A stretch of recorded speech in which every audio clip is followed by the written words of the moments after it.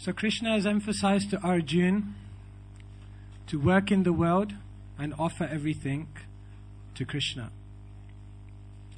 In chapter 6, Krishna presents the alternative.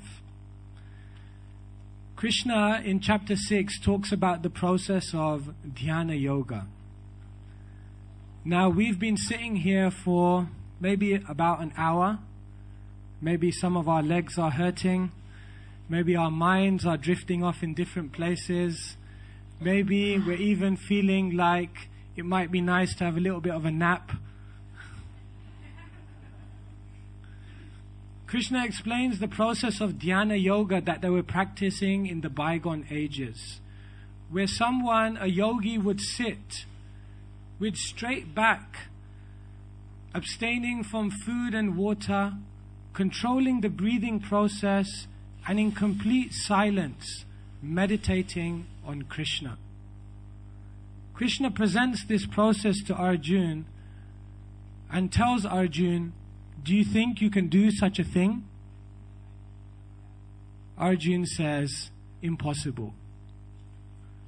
Arjuna says, Vayur eva sudushkaram. To control the mind is more difficult than to even control the wind. What to speak of sitting all day long in silence trying to focus on Krishna within the heart. Even to sit down for 2 hours in the morning and do 16 rounds of Hare Krishna is difficult.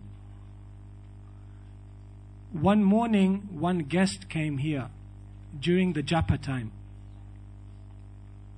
So he came in, and because he was a new person, I thought, let me go over and speak to him. Because someone comes at that time, they may think it's a little strange. So I explained to him that every morning we chant. We chant on the beads, and we chant the Hare Krishna mantra. And our process is very simple. Simply chant and be happy. So I told him that, chant and be happy. And then he looked around the room. One person was chanting and his head was going like this. Another person was in the corner, he was falling asleep. Another person was going around Tulsi Maharani 100 miles per hour trying to focus his mind. He was seeing the whole scene, and then he looked at me and he said, chant and be happy. These people look like they're in pain. I said, yes, chant and be happy is the ultimate. Maybe chant, struggle for some time, and then be happy. Because the mind is going for so many places.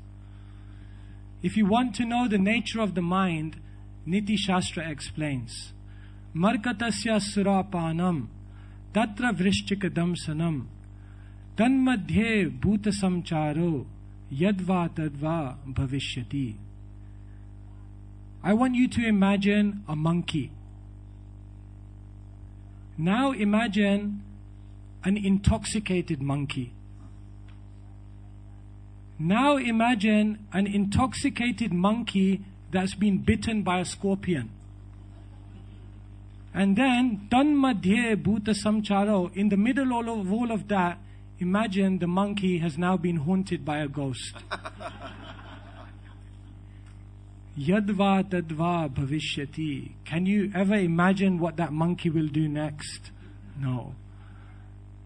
This drunk monkey is exactly like our mind. Our mind is going here and there and everywhere. What to speak of around the world in 80 days, around the world in 80 seconds. So Arjuna says the mind is very difficult. There must be some other way. Therefore, Krishna then explains at the end of chapter 6 that you don't have to do all of these difficult processes that the ancient yogis were doing.